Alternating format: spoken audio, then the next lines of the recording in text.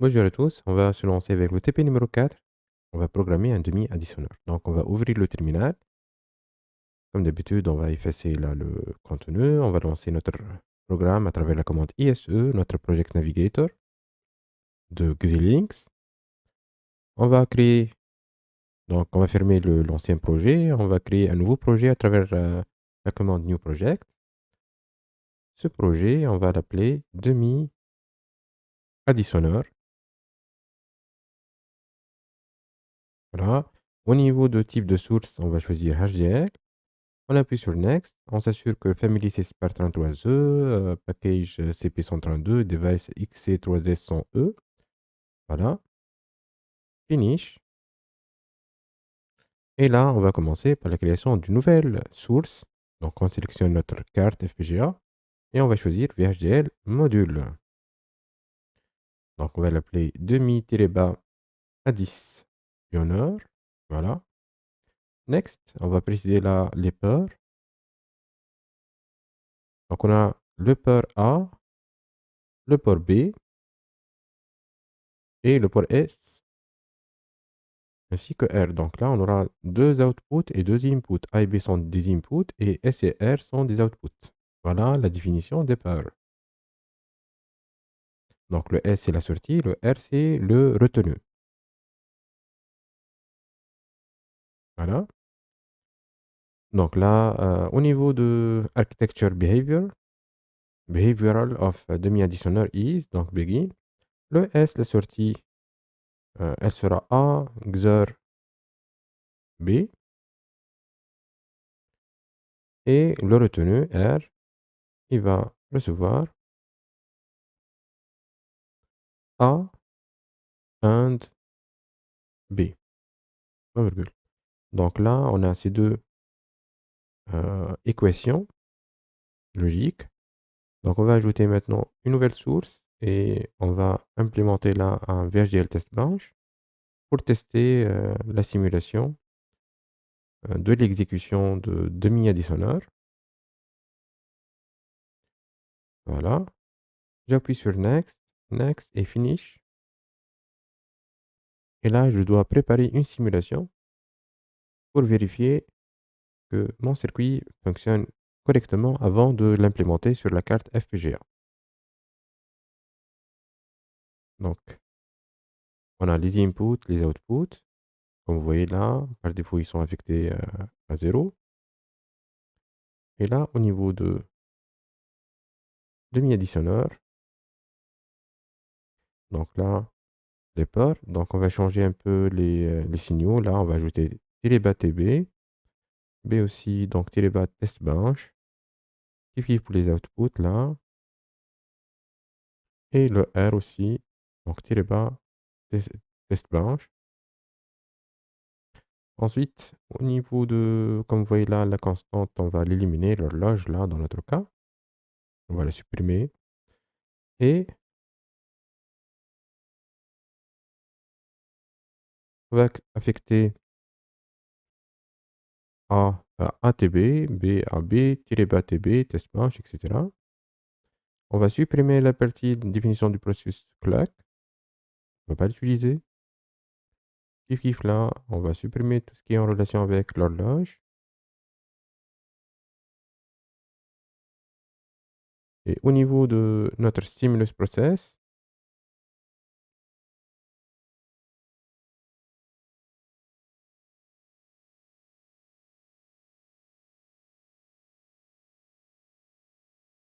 donc le signal A-TB, il va recevoir note A-TB. Donc on va inverser le sens du signal chaque 100 nanosecondes. On va éliminer tout le reste là. Et celui-là, ce sera simproc 1. On va copier celui-là. Et on va le coller et donner un nouveau nom, SteamProc2. Là, ça sera de 50 nanosecondes. Et cette fois-ci, ce qu'on va faire, ce sera B. Voilà. Et ceci pour voir les différentes combinaisons possibles de A et B. Voilà, donc si on passe maintenant à l'onglet simulation, je vais là cliquer sur le behavior check syntax. On va vérifier la syntaxe du fichier de simulation. Donc, comme vous voyez là, c'est terminé avec succès. Donc, on n'a pas d'erreur. C'est bien.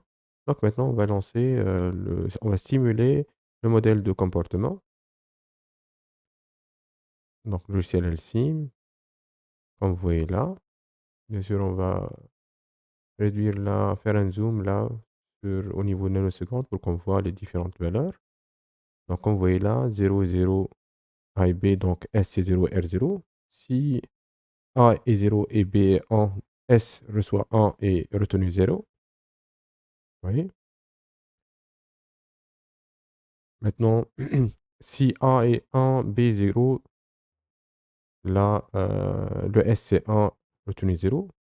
Si les deux ils sont à 1, donc A et B, donc là, S0 est retenu.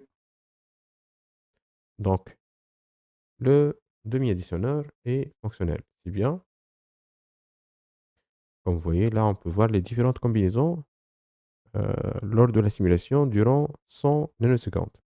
Ce que je vais faire là, je vais lancer la synthèse du modèle de simulation. Et on va générer le post modèle de simulation de synthèse. C'est bien. Voilà. Là, c'est notre demi-additionneur. Donc, si bien sûr je clique, je peux voir là la reconstruction au niveau de ma FPGA.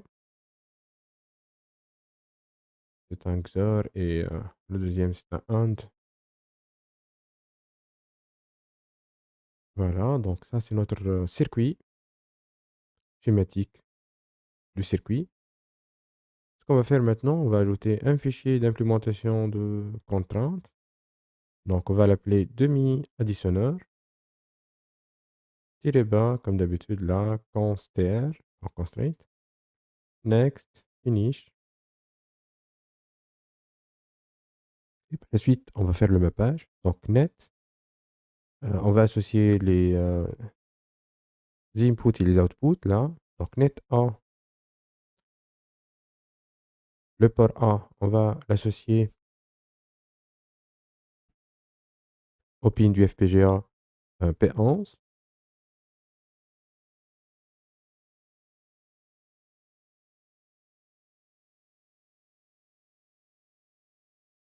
Normalement, c'est un switch. Button. Donc A et B, et on aura en sortie S et R. Donc là, le deuxième qu'on va choisir, ce sera L3. Au niveau des sorties, là, on va mettre donc le S à M5 et on va associer le R, le retenu, au pin M11. J'enregistre. Par la suite, là, je vais sélectionner mon fichier VHD. Je vais implémenter la conception, donc la translation, le mappage et le placement et routage. Bien sûr, ça va vous prendre un peu de temps.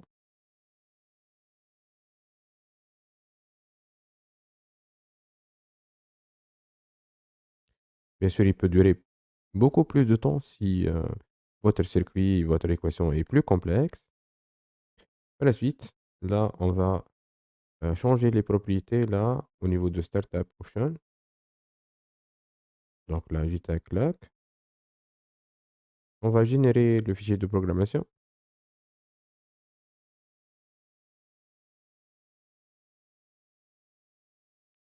Donc la génération s'est réalisée avec succès. Je vais créer un nouveau terminal là et je vais, comme d'habitude, là, connecter ma carte Basis 2 et je vais essayer de voilà, la connecter à Virtual Machine. Je vais choisir donc Ubuntu. Ma version, c'est 64 bits. Et là, je vais essayer de me connecter à ma carte FPGA. Donc, enum. Je vais saisir mon mot de passe administrateur. Donc, parce que je vais lancer cette commande mode administrateur. C'est pour ça que c'est précédé par la commande sudo. À la suite, je vais initialiser le device. Donc là, on a un petit problème. Maintenant, ça fonctionne. Très bien. Donc, et une fois que c'est connecté, ce qu'on va faire, on va, comme d'habitude, là, aller vers l'emplacement de fichier demi-additionneur.bit. Donc, je vais faire une petite recherche, .bit. Je vais aller vers propriété. Je vais copier là le chemin du parent, donc parent folder, et je vais le saisir au niveau de ma commande. Voilà, donc je vais effacer tout ça à partir de -f. Donc, je vais mettre le chemin vers mon fichier d'extension .bit. Donc, je vais le coller. Et ensuite, je vais ajouter slash et demi-additionneur, donc .bit. Je vais saisir là le nom de mon fichier et je vais appuyer sur Entrée. Ça va prendre un peu de temps. Il va me demander de ne pas toucher la carte.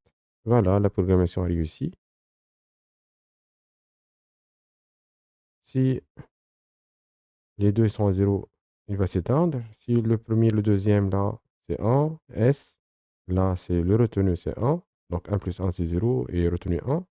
Et voici les combinaisons, les différentes combinaisons. Donc là, c'est 1, 0, 1, 1. Donc le S, la sortie, c'est 0 et retenu 1. Et là, 0, 1, on a S1 et retenu 0. Et les deux 0, donc ça va s'éteindre les deux LED, SR.